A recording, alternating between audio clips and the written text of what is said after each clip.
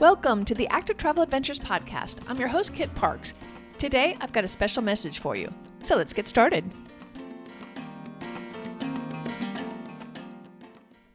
Around a decade ago, my sister found herself unexpectedly divorced. Resilient, she went back to school to get her master's degree in education so that she could more easily re-enter the workforce after a couple decades away raising her children. A few years into her new career as an elementary special needs teacher, she was burned out. She was frustrated and not leading the life that she wanted. She needed time to step back, reassess her life, catch her breath, and regroup. So she quit her job and decided to spend some time alone trying to figure out exactly how she wanted this next phase of her life to play out. Her adult son called it the summer of mom. In the fall, refreshed, fortunately before she ran out of money for this quote-unquote time out experience, she landed an ideal job with the startup biotech department at a local university. This job fit her to a T, even though she had no idea that this would be a career she would even consider prior to her summer of mom. And for the last 10 years, she's proudly helped build this department from the ground up. She loves working with both the faculty and the students, and at last has found her calling for this current stage in her life. I'm turning 60 this year, in September. Every decade is a milestone I try to commemorate. For example, for my 50th, I signed up for a sprint triathlon, even though at the time I didn't run, bike, or even swim very well. This upcoming milestone birthday seems especially significant. I'm nearing retirement, so it's my time to really assess how am I going to play out this last, hopefully healthy segment of my life. These last 8 years have been a whirlwind. In 2012, my husband was diagnosed with throat cancer. In 2013, a good friend went missing while through hiking the Appalachian Trail and eventually perished. This was obviously a very traumatizing thing as we didn't even know what happened to her when she disappeared. Gratefully, a surveyor found her body and a diary a couple years later, so we now know she simply got lost when she stepped off the trail to go to the bathroom. Well, my husband Bill and I are reeling with dealing with the treatments and trying to do what we can with this cancer. We're also don't know what's happened to Jerry. And then the next year, 2014, I eventually lost my husband. And that's the time I ended up taking over the company books when I discovered our business was losing money. So I said, well, no problem. I'll just go get some work because my rentals is actually kind of a part-time job unless I have a vacancy. And then I discovered that I had apparently aged out of the workforce and nobody wanted to even give me an interview. So in a panic and thinking I found a solution, I registered to get certified to teach English as a second language, a field that's so starved for teachers, I knew I'd be able to find work once I graduated in about a year and a half. So the next year, 2015, I'm still in school full time, and my dad is declining with dementia. So I realized my place was near my parents, mom and dad. Dad's in his mid-90s, mom's nearing 90. So I realized it was time for me to get home or back to where they lived to help. So I sold my dream house that Bill and I had spent several years building into exactly what I wanted. And for Dad's last few months, I actually moved in with Mom and Dad so I could help out during that time. In the meantime, I'm commuting 150 miles each way back and forth so I could finish my certification in ESL, and gratefully finally graduated at the end of that year. And now that I'm back on Eastern North Carolina, I was like, I can't live with Mom and Dad. So I ended up buying a fixer-upper house, which is what I do, is I buy it and then I fix it the way that I like it to be. So I bought a sweet little 1962 ranch that needed complete updating because it still had all of the cabinets and the decor of the 60s. Good structural shape, but I could do without the pink tile in the bathrooms and the really dark dated cabinets and the flooring, just everything. It just needed a facelift. So I started tackling that along with trying to get the rentals back where they needed to be. The next year, 2016, I also was able to get my rentals back on track. So it turns out I didn't have to take that ESL job that I'd spent all that time training for. And I hope one day to use that as volunteer work or do something with it one time because I do enjoy doing it. But I like having that in my back pocket. But anyway, I digress. So 2016, things are starting to settle down in my life a little bit. And so the next year, I end up starting this podcast, the Active Travel Adventures podcast. And with that, because it ended up taking so much of my time, all my remodeling in the house came to a screeching halt. And so I've been living with my pink tiled bathroom for years and a couple other little piddly things. That last stretch always is the one that gets you because you're tired and whatever.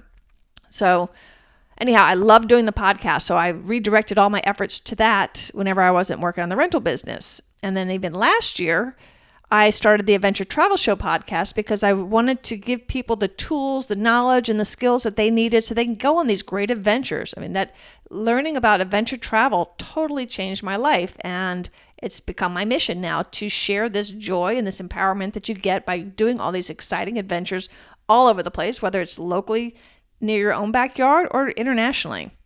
So like I said, 10 years ago when I was doing that triathlon, I didn't do any of that stuff. So it was a progression that started probably with that triathlon. And then when I decided I wanted to learn how to backpack, and then that opened up everything to me.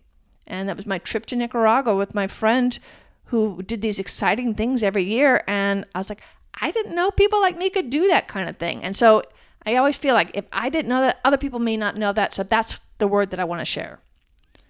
However, this last few years, 8 years, I guess it's been, is exhausting. I feel like I have been on a hamster wheel, just zoom, zoom, zoom, zoom, zoom, zoom, zoom, and I'm going to turn over the management of my rentals for a little bit. I really would like to be retired by the time I turn 60, and I've got all these things that I have mentally that I've wanted to get done before I hit that decade milestone. Of course, I love doing the podcasts, so that's a given. I'm going to keep doing that. Retirement, I don't want to be doing the rentals anymore. I'm done with it. Just stick a fork in it. I am finished with those. Hopefully, I believe I found somebody to take care of that for me, and so that's wonderful. That should be starting hopefully next month. Looking forward to that. But I am really, really, really tired. These last 8 years, I've had triumphs, I've had tragedy, I have just been spinning plates, and I am pooped. But one super positive thing came out of all those years. I felt time slipping away. I felt like I wasn't doing the things I always wanted to do before I got too old. So I decided to stop postponing travel until, here are some air quotes you can't see, someday. My parents always warned me that so many of their friends were going to travel when they retired, but then found their bodies unable to do the things that they'd always dreamt about doing. I wanted someday to be now, and I was going to figure out a way to make it happen. So once I got the rentals back on track, I said, it's time to start traveling. I'm not going to wait till the quote unquote someday. I'm going to do it now. So I booked a trip to Iceland, and my sister Terry and I went over there to see if we could catch the Northern Lights, which we were lucky enough to see. And also when I got ticked off at one of my tenants, I said, to heck with it. So I booked, without having any idea how I was going to pull it off, 6 weeks in France for 9 months later. And I said, I'm going to figure it out one way or another. It's going to be really hard to leave the business for that long, but I have got to do this for me. And so I did. The next year is when I learned about adventure travel, which changed my life and how I travel from now on. It also gave me a calling and a mission. I felt so empowered by this previously unbeknownst to me manner of travel that I wanted to tell the whole world about it so everyone would know. And that's actually how the Active Travel Adventures podcast came to be. 2 years after starting ATA, I realized that it would also be helpful to teach folks about the how-tos of adventure travel so they'd build the confidence and skills necessary to get out there and give it a go. So a year ago, I started the Adventure Travel Show podcast. I love doing these podcasts, but it's extremely time-consuming, and it takes me about twice as much time as I'd figured it would. So I've been trying to juggle my travel, which I try to do in big chunks where I'll go away for a couple of months at a time. And then when I get back, I'll work like the dickens to get all the podcasts ready and all that so that I can go on my next trip. So it's been a whirlwind. So before my travels, I'll do all the podcasts ahead of time so they're already scheduled and ready to go, and I can actually relax and enjoy my trips when I'm gone. But when I get back, I've got to work like the dickens to get the podcast done again prior to the next trip, and I've got to play catch up on whatever was deferred or delayed in my rental business, which actually pays my bills. I don't stop, and I am pooped. I spend so much time doing the things that must be done now that I don't have time to sit back and think about my life and how I want to play out. This past winter, my mother started really declining, but at 94, well, it's certainly sad, and I grieve her passing in March. I guess it's kind of to be expected at that age.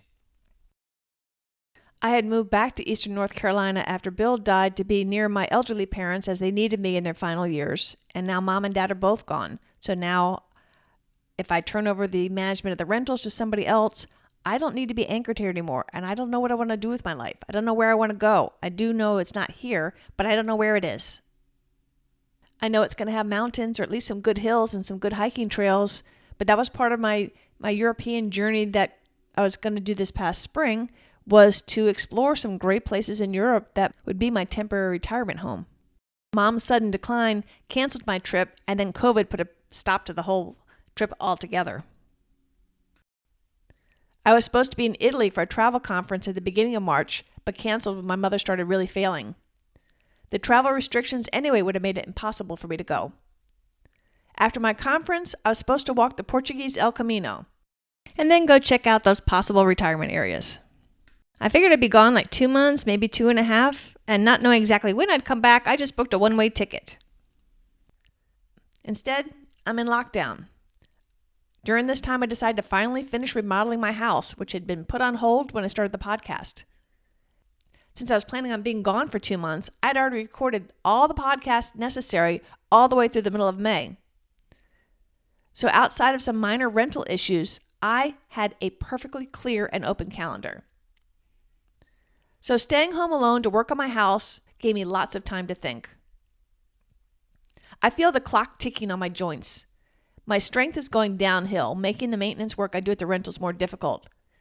I wonder how many more years I can carry a 30-pound backpack without my knees and my back rebelling.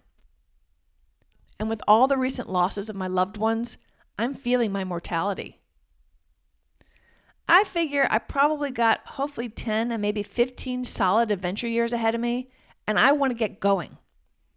I have goals of getting all of my affairs in order, getting all my belongings purged down to the stuff I actually use and or care about. I only want to bring these things with me whenever I move to wherever it is I end up going. I want to take my Sophie girl, that's the 2011 camper van I bought in early March, on her maiden road trip. The lockdown was just starting right after I brought her home, so she's basically just sat in my driveway except for a once-a-week little run just to make sure her engine stays working fine. I want to do a cross-country U.S. trip without any set upfront plan. I want to see a bunch of our national and state parks as soon as they reopen. So, Kit, why are you rambling? The reason I'm rambling on and on is that I want you to know that, like my sister, I'm going to take a summer of Kit. I want to focus on getting these goals that I have accomplished before my 60th birthday. And to do so, I'm going to need to take a break from the podcast and my rentals. So I'd like to ask, if you're a new listener and haven't listened to some of the past episodes, this is a great time to download the back catalog so you can still go on all these great adventures with Active Travel Adventures and the Adventure Travel Show podcast this summer. And longtime listeners, I still find the experiences of my interview guests inspiring, so I still listen to my own back catalog every once in a while when I want to learn a little bit more about Patagonia or what it's like hiking in Japan. I'd like to ask to make sure that you're subscribed to both podcasts so you'll automatically get the new episodes when I start back up in a couple of months. And if you don't know how to do this, you can go to activetraveladventures.com/subscribe or the adventuretravelshowpodcast.com/subscribe, and then just click on your preferred podcast app. You can always also listen directly from the website. If I happen to be coming to your neck of the woods when I venture on my cross-country adventure, let me know if you want to get together for a cup of coffee, a drink, or maybe even a hike. Just email me at kit@activetraveladventures.com. Tell me how to reach you, what town you live in, and if I'm anywhere near, I'm going to call, text, or email you to see if we can schedule a get-together. I plan to come back after the summer refreshed and also with the website revamped. I want my house revamped and ready for sale, my mind and body revamped, and I want to be raring to go. I've already got some wonderful interviews in the can that I just need to finish the production on, and I can't wait to share them with you. If you've got any suggestions for the show, whether it's locations or any other ideas, just let me know. Again, my email is kit@activetraveladventures.com, or just hit the contact button on either the activetraveladventures.com website or the adventuretravelshowpodcast.com website. You'll find links in the show notes below. Your email will come directly to my inbox. So with that, I hope you have a safe and wonderful summer, and I hope to hear from you. I am really looking forward to this break and this summer of Kit. I am super excited. I thank you so much for listening and also for your indulgence of letting me have the Summer of Kit off. I really, really appreciate it. While I won't be doing the podcast, I will be doing the monthly newsletter, so I hope you've signed up for that and you'll find out what's going on and where Kit and Sophie are heading to next. Have a safe and great summer, and I look forward to being back with you again this fall. Until next time, this is Kit Parks. Adventure on!